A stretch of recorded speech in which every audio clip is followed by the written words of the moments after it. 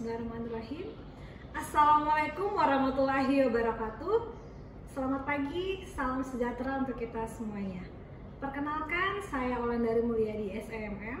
Saya merupakan dosen tetap pada Universitas Putra Indonesia YPTK Padang. Bidang keilmuan saya yaitu manajemen keuangan.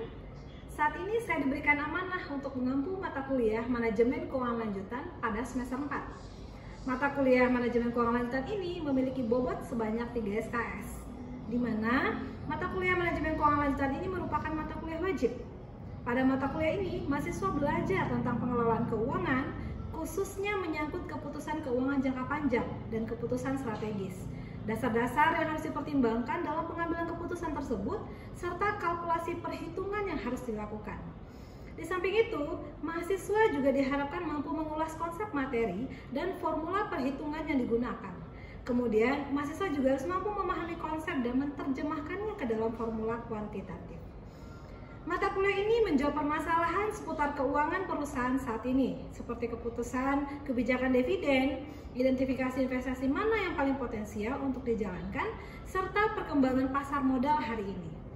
Mata kuliah ini membahas beberapa topik, diantaranya yaitu penganggaran modal perusahaan, capital budgeting, kemudian biaya modal, cost of capital, struktur modal, analisis leverage, kebijakan dividen, penilaian saham, leasing, kemudian sumber dana jangka panjang, sekuritas derivatif, merger, restrukturisasi perusahaan, dan manajemen keuangan multinasional.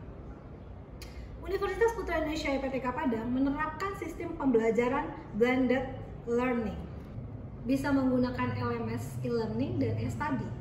Dikarenakan mata kuliah manajemen keuangan ini lebih banyak praktek hitungan, jadi mata kuliah manajemen keuangan ini dilakukan secara offline atau tatap muka. Metode pembelajaran yang saya gunakan adalah metode DIY, Delivery, Interaction, dan Assessment. Delivery, biasanya saya akan mengawali perkuliahan dengan ceramah atau sharing materi, kemudian contoh studi kasus beserta perhitungannya. Kemudian setelah itu pengaplikasian guna memastikan bahwa mahasiswa memahami materi yang disampaikan. Kemudian interaction, seperti memberikan beberapa contoh soal dan latihan, dan biasanya saya juga langsung memberikan reward berupa poin nilai bagi mahasiswa yang mampu menjawab soal dan latihan tersebut, yang nantinya akan menjadi nilai tambah ketika saya melakukan assessment terhadap mahasiswa tersebut. Kemudian terakhir assessment, yaitu bobot penilaian yang saya berikan, yaitu untuk bobot UTS sebanyak 40%, itu sudah termasuk kuis, tugas, kehadiran, dan keaktifan di kelas. Dan bobot untuk UAS adalah 60%, latihan, dan lainnya. Mata kuliah yang saya ampu ini relate dengan penelitian dan PKM yang saya lakukan. Salah satu penelitian yang saya lakukan yang sudah dipublikasikan pada jurnal nasional terindeks Sinta 4, yaitu yang berjudul Financial Performance, Capital Structure, Debt Policy, and Company Size in the Manufacturing Companies List on the Indonesian Stock Exchange. Penelitian ini menganalisis tentang kinerja keuangan pada perusahaan manufaktur yang terdaftar pada Bursa Efek Indonesia. Novelty penelitian ini yaitu analisis kinerja keuangan yang terjadi pada masa sebelum dan sesudah pandemi COVID-19.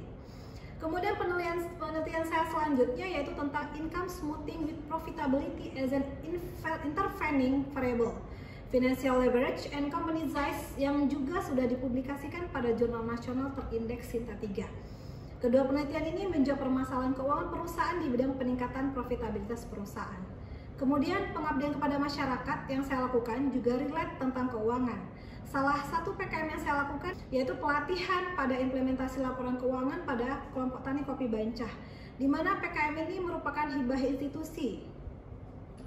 Dengan adanya PKM ini, mampu meningkatkan literasi UMKM tentang pentingnya pelaporan keuangan, dan didukung dengan akhir yang dihasilkan dari PKM ini adalah aplikasi SIA, yaitu Sistem Informasi Akuntansi.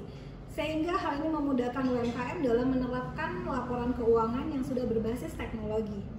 Nah, PKM yang saya lakukan ini juga saya publikasikan pada jurnal PKM nasional yang terindeks Sinta 3. Di samping itu ada juga beberapa buku ajar yang sudah saya publikasikan yang berjudul Manajemen Keuangan Lanjutan yang sudah memiliki ISBN dan HAKI. Dan juga ada beberapa buku referensi yang juga memiliki ISBN dan HAKI.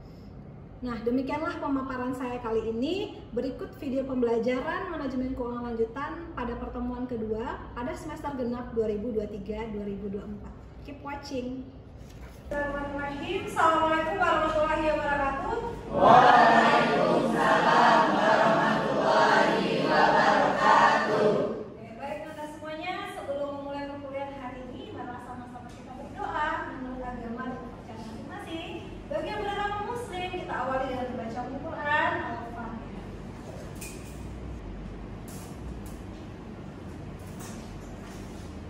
Baik, teman-teman semuanya, sebelum memulai perkuliahan seperti biasa, kita akan awali dengan pemaknaan Asmaul Husna. Baik, pemaknaan Asmaul Husna ini relate dengan 12 prinsip dasar Rupi YPTK Padang. Ada yang tahu prinsip dasar Rupi YPTK Padang yang kedua tentang berlaku jujur. Jadi di kampus Rupi YPTK Padang itu ada aturan punishment yang diberikan kepada mahasiswa. Kalau seandainya mahasiswa itu melakukan tindakan kecurangan seperti mencontek pada saat ujian, apa sanksinya? Akan digagalkan seluruh mata kuliahnya dalam satu semester, jadi mengulang di semester depan. Nah, UPI YPTK Padang menerapkan berlaku jujur ini memang sudah lama ya, dari beberapa tahun terdahulu. Nah, tujuannya apa kira-kira? Ada yang tahu nggak kenapa dibuat aturan atau punishment kalau yang mencontek pada saat ujian digagalkan seluruh mata kuliahnya? Ada yang tahu? Nah, itu adalah tujuannya untuk menciptakan output mahasiswa atau alumni dari UPI supaya nanti ketika mereka bekerja di dunia lembaga atau pemerintahan swasta dan sebagainya bisa menerapkan yang namanya berlaku, bertindak, bersikap jujur. Jadi penerapan jujur ini sebenarnya bukan dimulai dari masa perkuliahan, memang kita mulai dari semenjak dini. Pada saat usia dini kita sudah diajarkan bagaimana bersikap jujur, berbuat jujur, berlaku jujur. Jadi insya Allah dengan adanya punishment ini kemudian menjadi reminder lagi supaya kita bisa berlaku jujur dimanapun kita berada. Lagi ya, pemaknaan Asmaul Husna yang relate dengan 12 prinsip dasar kita mengenai berlaku jujur. Oke, teman-teman semuanya, kita masuk pada hari ini kepada materi yaitu tentang capital budgeting. Oke, sebelum kita kupas lebih dalam mengenai capital budgeting itu apa, fungsinya apa, kemudian seperti apa metode dan perhitungannya, kita akan ulas dulu ya, kita akan review dulu materi minggu lalu ya tentang ruang lingkup manajemen keuangan lingkungan ya. Di pertemuan sebelumnya kita membahas tentang materi tentang pengertian, fungsi-fungsi ya, kemudian tentang manajemen keuangan lanjutan. Oke, kita mau review dulu ya, siapa di kelas ini yang masih tertinggal ya materi sebelumnya. Oke, siapa yang bisa menjawab itu fungsi dari manajemen keuangan? Oke, fungsi manajemen. Oke, silakan. Ya. Perkenalkan, nama saya Rika Amelia M, nomor BP 2210-11-3104-198. Baiklah Bu, ada 5 fungsi manajemen keuangan. Yang pertama yaitu planning atau perencanaan, yaitu berupa perencanaan alokasi hingga rugi atau laba perusahaan. Yang kedua yaitu budgeting atau penganggaran dana yang merupakan pengalokasian anggaran biaya. Dan yang ketiga ada controlling atau pengontrolan. Yang keempat ada auditing atau pemeriksaan. Dan yang kelima adalah reporting atau pelaporan, yaitu membuat laporan keuangan perusahaan. Baik, Bapak menurut. Oke, very good, excellent. Oke, betul ya. Jadi fungsi manajemen keuangan itu tidak terlepas dari yang namanya ada yang pertama tadi perencanaan atau planning, kemudian ada controlling dan tidak terlepas juga yang namanya reporting, dan terakhir ada auditing ya. Kalau di audit laporan keuangannya, yes, it's important. Jadi manajemen keuangan itu memang di dalamnya nanti kita akan mempelajari tentang apa?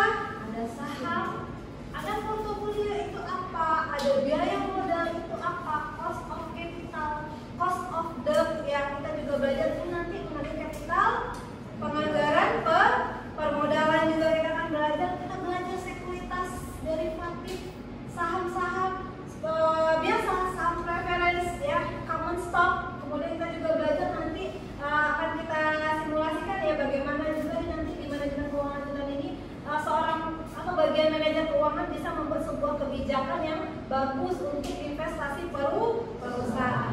Oke, kita akan masuk sekarang pada materi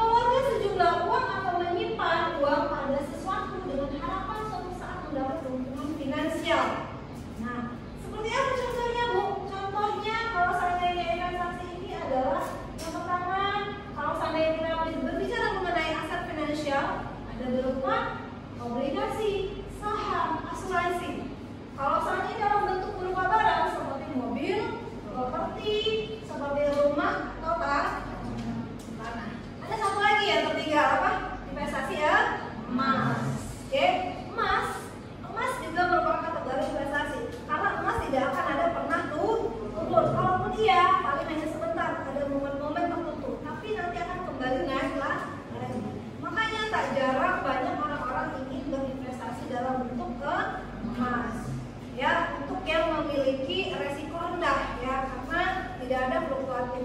Tapi kalau ingin berinvestasi dengan high risk high return, apa itu? High risk, resiko yang tinggi tapi keuntungannya gede. Seperti saham, jual beli saham. Itu keuntungannya apa? Berupa dividen dari kenaikan. Maksudnya kita beli saham, kita melihat kenaikan dari fluktuatif dari harga saham. Kalau investasi emas, keuntungannya apa? Bagaimana kita dapat? Dari selisih harga emas, harga beli dengan harga jual. Kalau tanah gimana? Ada yang turun nggak tanah? Enggak ya. Kalau tanah itu pada dasarnya selalu naik. Makanya orang juga pengen investasi tanah atau rumah ya. Biasa kalau kita beli tahun 2024, di tahun 2025 pasti akan naik harga jual. Nah, kalau mobil gimana? Kira-kira juga merupakan investasi? Iya, maksud di sini investasi mobil adalah kalau seandainya saudara contoh ini special case. Kalau misalnya saudara beli mobil ya, mobil second mungkin harga awalnya 100 juta. Kemudian saudara ngerti nih otomotif, saudara denda nih, keluar budgetnya 10 juta. Jadi berapa harganya? 110 juta. Kemudian saudara jual kembali dengan harga 150 juta. Untung berapa? Nah, itu bisa kategorinya investasi. Itu special case. Jadi apa capital budgeting itu? Adalah keseluruhan proses perencanaan dan pengambilan keputusan mengenai di mana jangka waktu pengembalian dana tersebut melebihi waktu 1 tahun, apa disebut dengan penganggaran modal atau capital budgeting. Jadi di sebuah perusahaan itu perlu ada yang namanya capital budgeting, penganggaran modal. Gunanya apa? Gunanya modal yang ada ini supaya tidak tertanam begitu saja menimbulkan beban, dia relokasikan kembali, mungkin dalam bentuk investasi, dalam bentuk pembelian alat mesin, atau dalam bentuk penambahan pembelian bangunan, gudang apa dan sebagainya. Direinvestasi kembali, direlokasi kembali modal yang ada di sebuah perusahaan. Itu dia yang namanya capital budgeting di perusahaan. Nah, sekarang kita lihat menurut Andrew Graham ya, ini dari School of Students Penn University, capital budgeting is a process used to evaluate investment in a long term of capital asset. It's mean, maksudnya adalah capital asset ini adalah aset yang dimiliki perusahaan dengan usia atau masa pemanfaatannya lebih dari 1 tahun. Itu dia ya. Sekarang kita beralih kepada contoh ya dari capital budgeting ini apa? Contohnya seperti yang terlihat pada slide kita hari ini adalah pengeluaran dana untuk aktivitas tetap seperti pembelian tanah, bangunan, kemudian mesin-mesin dan peralatan. Tapi layak atau enggak? Nah, nanti akan ada metode-metode perhitungan capital budgeting yang akan kita bedah setelah ini. Kita akan perhitungkan kira-kira kalau hari ini kita beli mesin sebanyak 5 set misalnya mesin, apakah bisa menghasilkan output yang lebih baik, menghasilkan profit yang lebih baik untuk perusahaan atau tidak? Nah, itu gunanya capital budgeting. Kalau dirasa tidak memiliki pemanfaatan yang lebih, maka tidak perlu dilakukan capital budgeting atau investasi lagi dalam bentuk pembelian tanah, mesin atau apa dan sebagainya. Tapi kalau dirasa outputnya meningkatkan profitabilitas perusahaan atau output yang dihasilkan dari mesin tersebut tinggi, maka akan dilakukan investasi tersebut dijalankan, ya, pembelian mesin tersebut dijalankan. Sekarang kita lihat apa fungsi capital budgeting itu. Nah, fungsinya adalah untuk mengidentifikasi investasi yang potensial.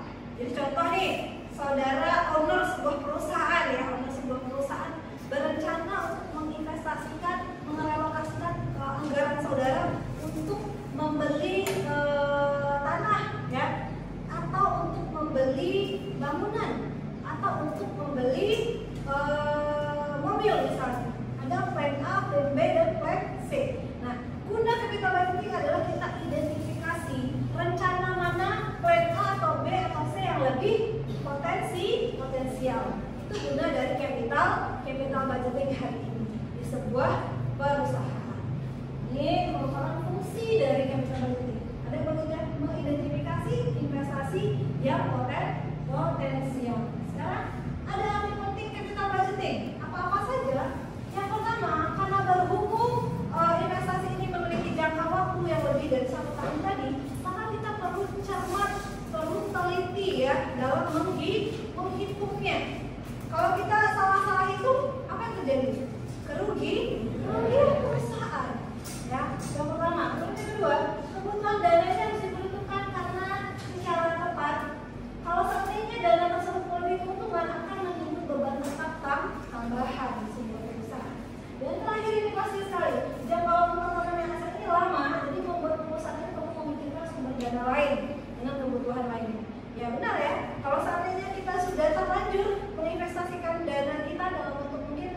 deposito di perbankan kan ada jangka waktu tuh, 3 bulan, 6 bulan, atau 12 bulan.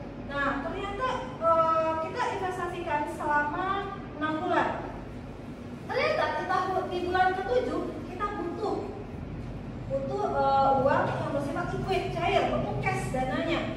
Nah, maka tidak bisa dicairkan. Kalau bisa di perbankan biasanya kalau kita mencairkan uang sebelum jatuh temponya, maka dikenakan penalti lagi, biaya tambahan. Jadi memang harus benar-benar cermat dan teliti dalam penghitungan capital budgeting ini. Sekarang kita lihat apa-apa saja dalam capital budgeting ini. Ini sudah kemarin ya. Kita lanjut pada. Nah, ini tadi yang gue bilang ya, depresiasi penyusutan yang terjadi. Contohnya pada kendaraan, mobil, motor, mesin juga mengalami penyusutan. Ya sama ya. Apa yang kita gunakan alat ukurnya? Ya, depresiasi itu kalau dalam bahasa itu artinya adalah alat ukur akuntansi yang memotong harga sebenarnya dari peralatan untuk jangka waktu tertentu sepanjang umur dari peralatan tersebut. Itu depresiasi. Apa saja macam-macamnya? Ada 3 yang gue bilang tadi. Yang pertama metode garis lurus, straight line method. Ini apa? Merupakan nilai penyusutan aktiva tetapnya. Jadi yang menjadi nilai penyusutan aktiva tetapnya. Metode penyusutan ini didasarkan pada berlalunya waktu ya. Kemudian jumlah penyusutannya sama sepanjang masa manfaatnya. Rumusnya adalah kalau ada soal tentang penyusutan, rumusnya yang pertama metode garis lurus ini adalah harga perolehan dikurang nilai residu dibagi dengan umur ekonomi. Ya, jadi cukup simpel rumusnya. Nah, untuk yang kedua, ini jenis yang kedua adalah metode jasa atau service hours method. Seperti apa rumusnya? Harga perolehan dikurang nilai residu dibagi taksiran dan jasa. Visi ya. Kita next kepada. Nah, ini intisari dari capital budgeting, yaitu pola penghitungan cash flow-nya. Ini metode atau perhitungan yang kita gunakan untuk mengidentifikasi investasi mana yang potensial tadi. Ini konsepnya ada 4. Yang pertama adalah payback, kemudian yang kedua net present, yang ketiga keempat internal rate of return. Ada 4. Cuma kita akan berikan nanti contohnya, cukup 3 saja yang bisa mewakili dari keempat metode ini. Coba kita lihat, yang pertama adalah payback period. Apa itu payback period? Jadi payback period ini adalah basicnya adalah kita ingin tahu seberapa lama jangka waktu pengembalian modal atau investasi yang kita lakukan. Contoh, misalnya kita membeli mesin baru dengan harga 200 juta tahun 2024. Sekarang kita ingin tahu nih, kapan uang 200 juta ini bisa kembali. Itu dari keuntungan yang kita peroleh dari output yang dihasilkan mesin ini. Nah, itu dia payback period. Kapan jangka waktu pengembalian modal kita lagi? Ya, nah, kita pakai rumusnya apa ini? Payback period sama dengan apa itu adalah jumlah uang yang kita keluarkan atau investasi, ya. Kemudian proceed adalah jumlah uang yang diterima. Oke. Nah, contoh soalnya seperti apa kira-kira? Nah, sebelum masuk itu soal ada beberapa kelemahan dari payback period ini. Sayangnya perhitungannya hanya menghitung tentang kapan jangka waktu pengembalian modalnya saja, tapi dia mengabaikan yang namanya time value of money, nilai uang di masa yang akan datang. Yang mengabaikan itu, dia hanya menghitung kapan jangka waktu pengembaliannya saja, tanpa menghitung time value of money. Itu kelemahan dari payback period. Nanti akan ada yang bisa melengkapi kelemahan payback period, ya, yaitu penghitungan yang present value. Nah, sekarang kita lihat dulu contoh soal dari payback period ini. Contoh yang pertama itu adalah PT Alfa Toys melakukan investasi sebesar $45.000 dalam jumlah pasar per tahunnya itu adalah $22.500. Berapakah payback periodnya? Nah, dari perhitungan ini kita bisa tahu pembahasannya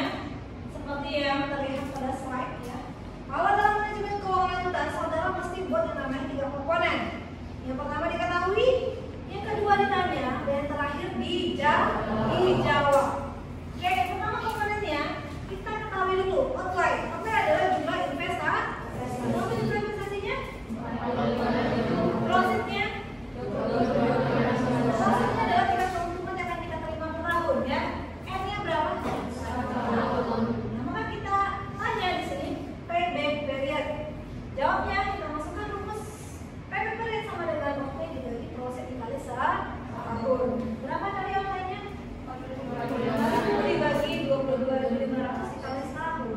Jadi dapat hasilnya 2 tahun. Jadi payback periodnya adalah 2 tahun, maka modal itu akan kembali dalam jangka waktu 2 tahun. Berapa modalnya yang kita keluarkan tadi? 45.000. Jadi uang yang sebanyak 45.000 ini akan kembali dalam jangka waktu 2 tahun. Sampai di sini paham? Paham. Any questions? No? Oke. Kalau no, I give you exercise, but I will test you. Ya, Ibu akan tes saudara tentang payback period, materi yang barusan Ibu sharing. Ya. Jadi siapa yang bisa menjawab? I give you 5 point. Ibu kasih saudara 5 poin untuk menambah nilainya. Oke? Yang bisa menjawab silakan. Ibu ganti soalnya. Di sini PT Alfakas melakukan investasi sebesar 50.000 US dollar. Kemudian jumlah profit per tahunnya menjadi 20.000 US dollar ya. Jadi berapa payback periodnya? Oke, siapa? Raise your hand if you can answer this question. Angkat tangannya kalau saudara bisa menjawab pertanyaan ini. Oke, siapa yang? Oke, silakan. Saudara bisa jawab? Oke, silakan. Ini skillnya. Ini kita akan lihat teman-temannya dengan jawabannya apa ya. Yang lain juga boleh sembari dicoret-coret jawabannya itu apa. Kita samakan dengan jawabannya ya.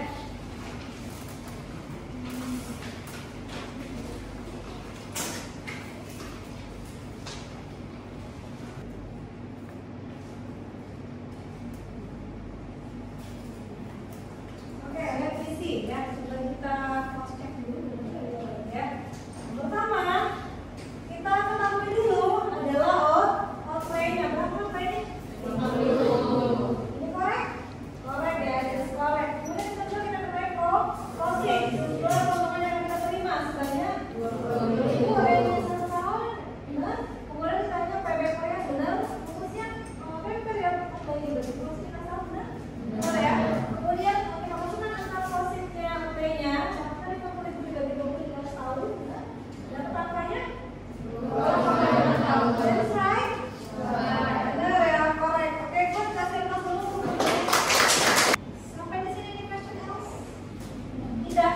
Kalau tidak, berarti materi profitability index ini merupakan materi terakhir kita pada pertemuan hari ini.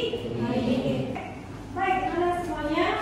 Sebelum kita akhiri perkuliahan hari ini di materi yang terakhir tadi tentang profitability index, Ibu ingin mengulas kembali atau mereview kembali materi yang barusan Ibu sharing. Oke?